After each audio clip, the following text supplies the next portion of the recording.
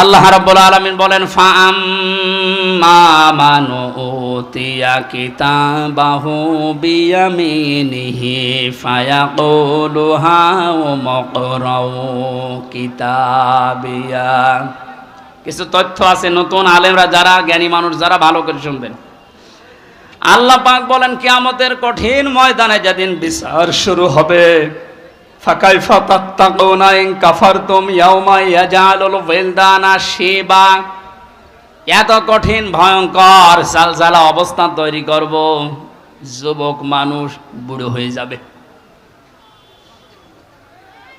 ও বাংলার মুসলমানেরা, 8টা বছর যে লোকটা আয়না ঘরে ছিল আজকে দেখতে পেলাম।